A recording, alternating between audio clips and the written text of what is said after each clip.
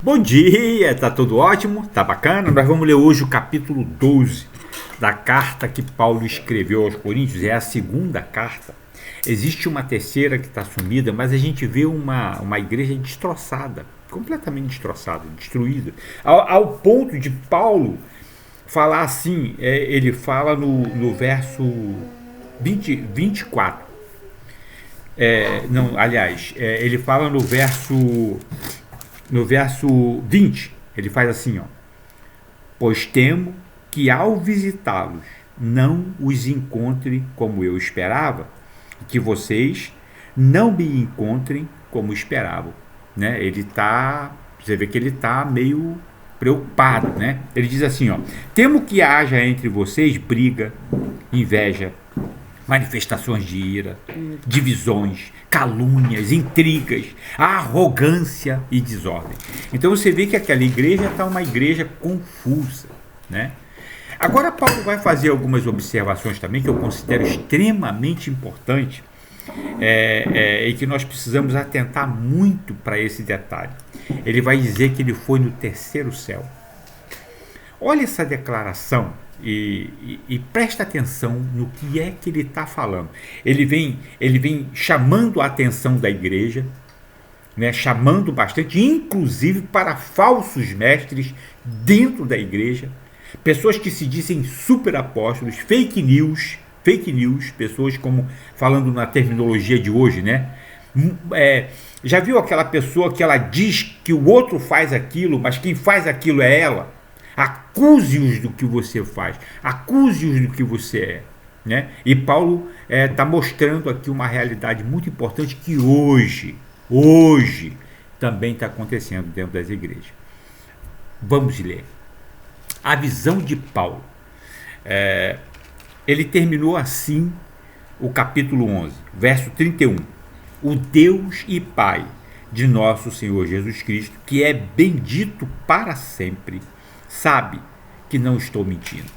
Em Damasco, o governador nomeado pelo rei Aretas mandou que se vigiasse a cidade para me prender.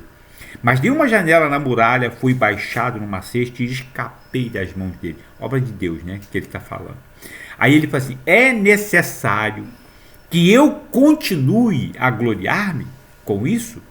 Ainda que eu não ganhe nada com isso? Passarei as visões e revelações do Senhor. Agora ele vai dar uma visão que aconteceu com ele. Preste atenção.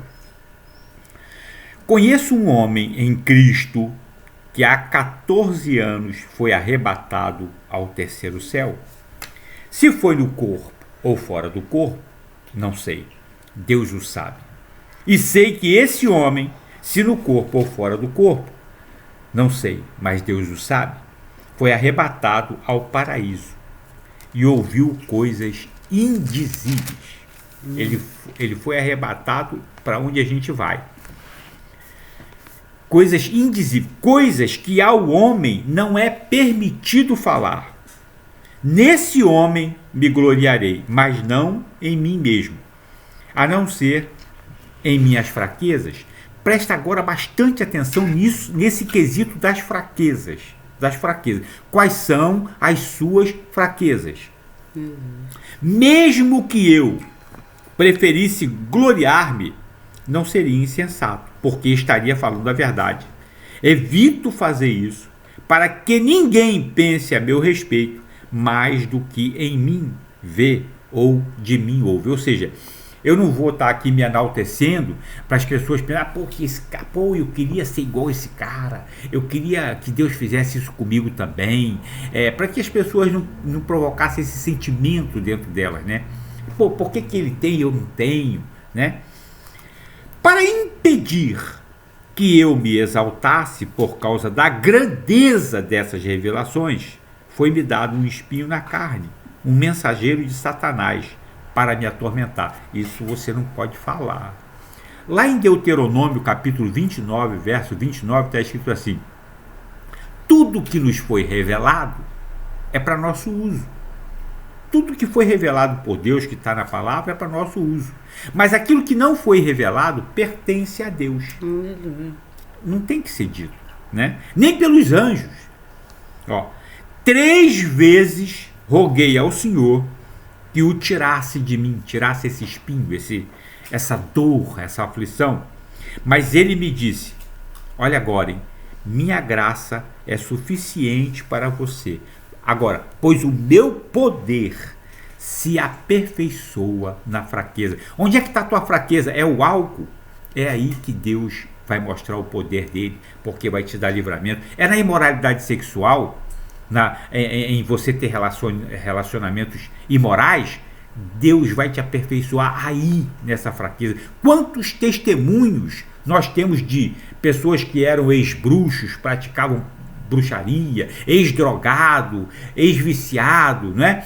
É ali que Deus trabalha para mostrar o poder dele na fraqueza das pessoas. Então, ó, portanto, eu me gloriarei ainda mais alegremente em minhas fraquezas, para que o poder de Cristo repouse em mim. Quando a gente dá um testemunho, né? Eu era assim, mas Deus me restaurou, né? Ó, por isso, por amor de Cristo, regozijo-me nas fraquezas, nos insultos, nas necessidades, nas perseguições, nas angústias, pois quando sou fraco é que sou forte. Quando você se entrega e vê que não tem mais o que fazer, aí é que Deus vai mostrar todo o poder dele. Ele continua. A preocupação que Paulo tem com os coríntios, com o povo da igreja, né? Fui insensato, mas vocês me obrigaram a isso. Eu devia ser recomendado por vocês, pois em nada sou inferior aos superapóstolos. Esses fake news que ficam se vangloriando, dizendo que são bambambam, a gente está cheio disso nas mídias hoje em dia. Embora eu nada seja as marcas de um apóstolo, sinais, maravilhas e milagres foram demonstrados entre vocês com grande perseverança. O diabo também faz milagre. O diabo também tem poder. Presta atenção nisso. Em que vocês foram inferiores às outras igrejas? Exceto no fato de eu nunca ter sido um peso para vocês. Perdoem-me esta ofensa. Ele está jogando na cara, né? Qual foi o dia que eu fiquei nas costas de vocês, né? E ele está pedindo perdão por isso, mas ele vai pontuar isso. Olha, agora estou pronto para visitá-los pela terceira vez e não lhes serei um peso, porque o que desejo não são os seus bens, mas vocês mesmos. Além disso, os filhos não devem ajuntar riqueza para os pais. Os crentes não devem ajuntar riqueza para os pastores, para os sacerdotes.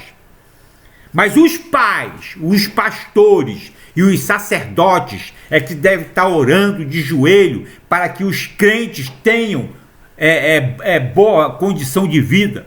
Não é o inverso, como a gente está vendo nas igrejas hoje em dia, né? Ó, vou repetir.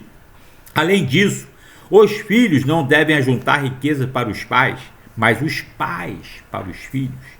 Assim, de boa vontade, por amor de vocês, gastarei tudo o que tenho e também me desgastarei pessoalmente, visto que os amo tanto. Devo ser menos amado? Seja como for, não lhes tenho sido um peso. No entanto, aí ele ironiza.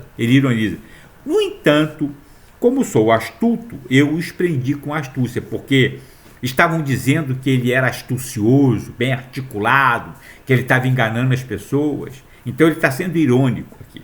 Presta atenção. Porventura, eu os explorei por meio de alguém que lhes enviei? Recomendei a Tito que os visitasse, acompanhado de outro irmão. Por acaso, Tito os explorou? Não agimos nós do mesmo espírito e não seguimos os mesmos passos? Vocês pensam que durante todo este tempo estamos nos defendendo perante vocês? Dando explicações, nos defendendo? Falamos diante de Deus como alguém que está em Cristo. E tudo o que fazemos, amados irmãos, é para fortalecê-los, pois temo que ao visitá-los não os encontre como eu esperava, e que vocês não me encontrem como esperavam. Temo que haja entre vocês brigas, invejas, manifestações de ira, divisões, calúnias, intrigas, arrogância e desordem. Receio que, ao visitá-los outra vez, o meu Deus me humilhe diante de vocês, que as pessoas jogando coisas na cara dele, falando bobagens para ele, né? Mentiras, fake news, né?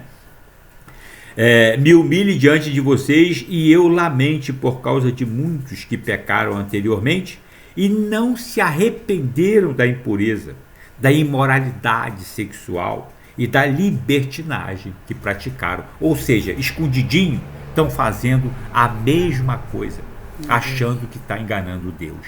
Quando você faz alguma coisa errada, o primeiro que você impacta é Deus. É Deus. Seja o que for que você faça, o primeiro a ser impactado, traído, é Deus. Como Jesus se sentiu traído quando Judas beijou ele no rosto, né? Então, o Daniel vai trazer uma palavra para a gente. Um amigo muito estimado, um irmão muito querido, que vez ou outra vem nos visitar para brilhantar e nos enriquecer com o seu raciocínio lógico. Tá bom. Segundo Coríntios 12, duas coisas que também se destacam, me chamam um pouco da atenção. Aquela passagem que acho que é muito conhecido aí, das pessoas que já têm um pouquinho de caminhada com Deus, né? Que fala lá que Paulo pediu para que o Senhor tirasse dele, né, aquele espinho na carne. E aí ele diz, né, que ele ouviu que o Senhor disse a ele: minha graça te basta, né? Pois o meu poder se aperfeiçoa na sua fraqueza, né?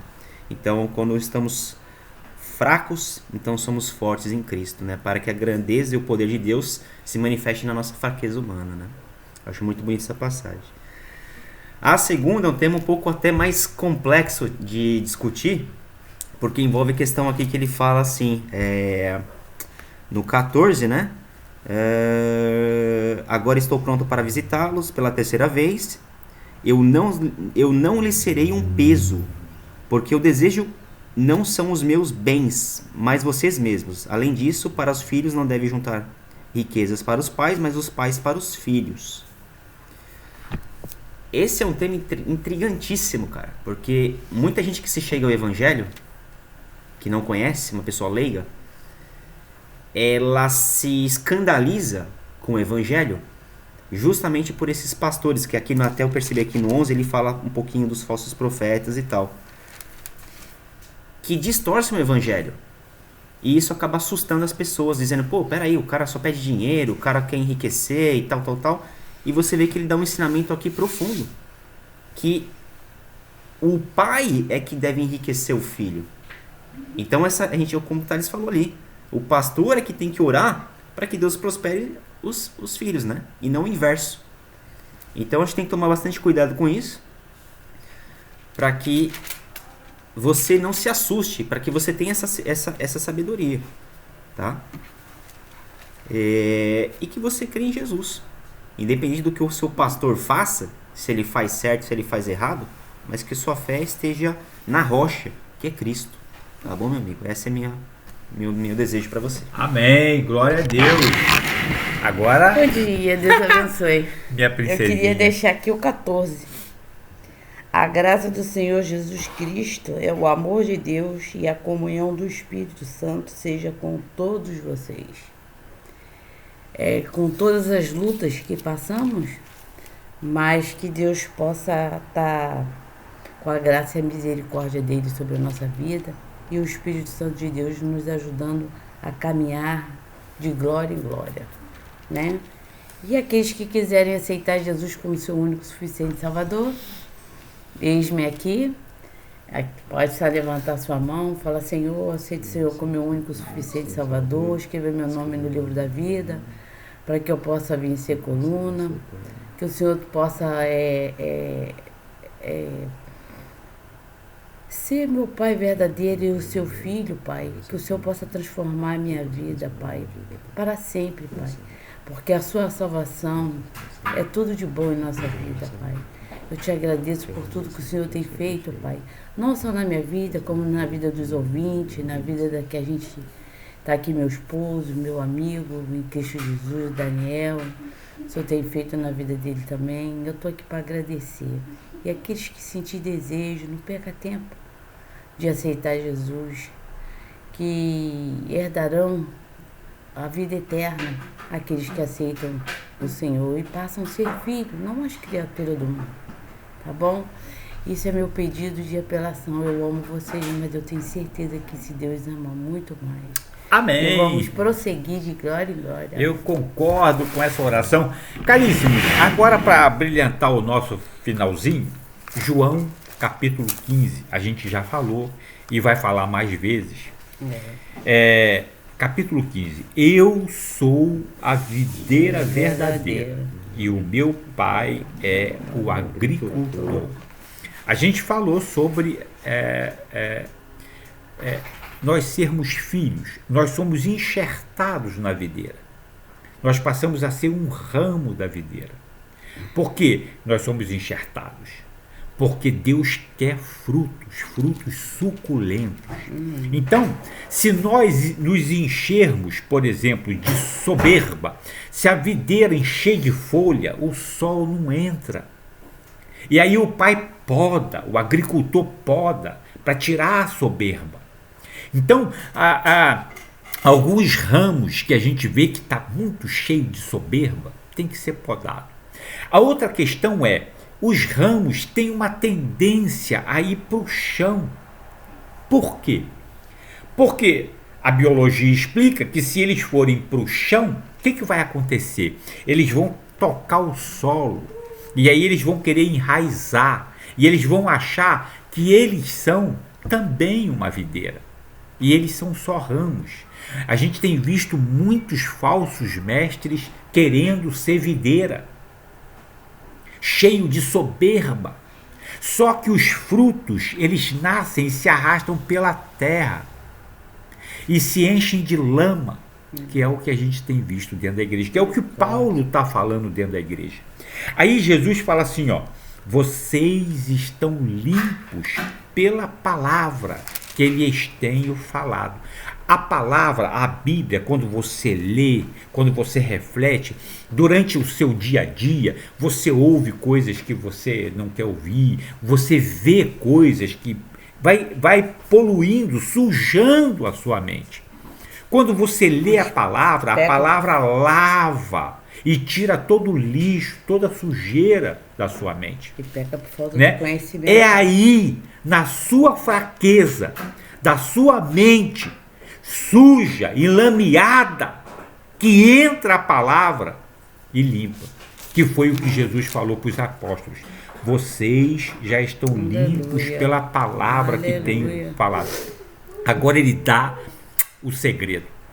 Permaneçam em mim, não queiram ser uma videira, não queiram se enraizar na terra, achando que vocês são a videira, pastores. Vocês têm que estar de joelho no chão pelas suas ovelhas, você tem que dar a vida pelas suas ovelhas. Não é o filho que enriquece os pais, são os pais que enriquecem os filhos. Compreendam isso, para de roubar os filhos. E está escrito, permaneçam em mim, e eu permanecerei em vocês. Nenhum ramo pode dar fruto por si mesmo, vai dar ramo na lama, no chão. É preciso que o agricultor levante por si mesmo. Se não permanecer na videira, vocês também não podem dar fruto e não permanecerem em mim. Como minha esposa falou, Deus está tocando o seu coração, deixa Deus te enxertar na videira, vem dar fruto, deixa Deus te podar a soberba, deixa Deus te levantar para que você possa dar frutos suculentos, cachos grandes, a 30 por 1, 60 por 1, 60, 100 por 1, tá bom? E que Deus te abençoe muito. E que se você compartilhar, essa mensagem pode chegar até os confins da terra e o evangelho vai ser pregado. Eu sou só o correio. Tem correspondência para você, vem de Deus. Pega que é coisa boa, tá bom? Fica com Deus, Deus te abençoe.